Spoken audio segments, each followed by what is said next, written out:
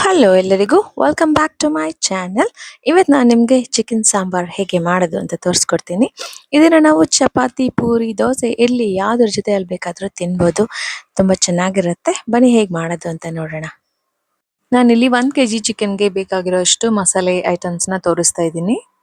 2 ಈರುಳ್ಳಿ, 1 ಟೊಮೆಟೊ, 1 ಇಡಿಯಾಗಷ್ಟು ಪುದೀನ, 1 ಇಡಿಯಾಗಷ್ಟು ಕೊತ್ತಂಬರಿ ಸೊಪ್ಪು, ಹಾಗೆ ಸ್ವಲ್ಪ ತುರಿದಿರೋ ಅಂಥ ತೆಂಗಿನಕಾಯಿ.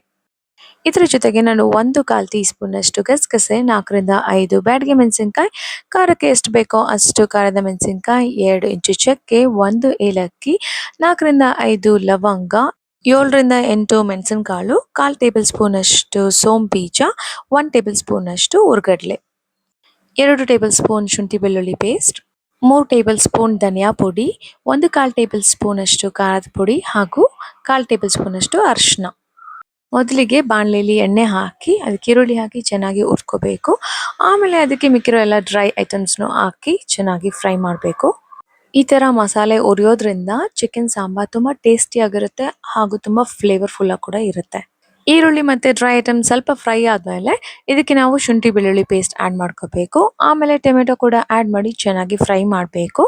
ಲಾಸ್ಟಲ್ಲಿ ಇನ್ನೇನು ಸ್ಟವ್ ಆಫ್ ಮಾಡಬೇಕಾದ್ರೆ ಅದಕ್ಕೆ ಕೊಬ್ಬರಿ ಹಾಗೂ ಧನಿಯಾ ಪುಡಿನ ಸೇರಿಸಿ ಚೆನ್ನಾಗಿ ಮಿಕ್ಸ್ ಮಾಡಿ ಇದನ್ನು ತಣ್ಣಗಾಗಕ್ಕೆ ಬಿಡಬೇಕು. ಈಗ ನಾವು ಅದು ತಣ್ಣಗಾಗೋಷ್ಟರಲ್ಲಿ ಒಂದು ಕುಕ್ಕರ್ ಇಟ್ಕೊಂಡು ಅದಕ್ಕೆ ಸ್ವಲ್ಪ ಎಣ್ಣೆ ಹಾಕಿ ಕಟ್ ಮಾಡಿಟ್ಕೊಂಡಿರುವಂಥ ಈರುಳ್ಳಿ ಹಾಕಿ ನಂತರ ಪುದೀನಾನ ಹಾಕೋಣ.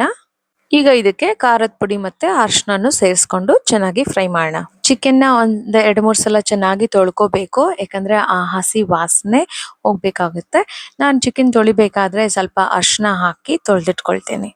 ಇದು ಸ್ವಲ್ಪ ಚೆನ್ನಾಗಿ ಫ್ರೈ ಆದಮೇಲೆ ನಾವು ತೊಳೆದಿಟ್ಕೊಂಡಿರೋ ಅಂಥ ಚಿಕನ್ನ ಹಾಕಿ ಒಂದು 5 ನಿಮಿಷ ಬೇಯಕ್ಕೆ ಬಿಡೋಣ.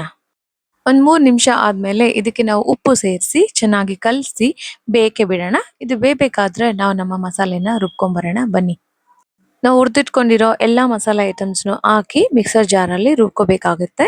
ಸ್ವಲ್ಪನೇ ನೀರು ಬೇಕಾದಷ್ಟು ನೋಡಿಕೊಂಡು ಆ್ಯಡ್ ಮಾಡ್ಕೊಂಡು ರುಬ್ಕೋಬೇಕು.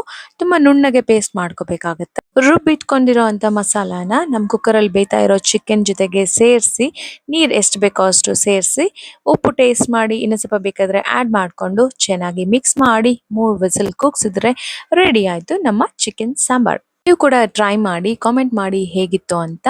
ರೆಸಿಪಿ ಇಷ್ಟ ಆದರೆ ಲೈಕ್ ಶೇರ್ ಮಾಡಿ ನಿಮ್ಮ ಫ್ಯಾಮಿಲಿ ಫ್ರೆಂಡ್ಸ್ ಜೊತೆ. ನನ್ನ ಚಾನಲ್ಗೆ ಇನ್ನೂ ಸಬ್ಸ್ಕ್ರೈಬ್ ಮಾಡ್ಕೊಂಡಿಲ್ಲ ಅಂದರೆ ಪ್ಲೀಸ್ ಸಬ್ಸ್ಕ್ರೈಬ್ ಮಾಡ್ಕೊಳ್ಳಿ. ಹಾಗೆ ನನ್ನ ಚಾನಲ್ನ ಫಾಲೋ ಮಾಡಿ. Thank you very much for watching.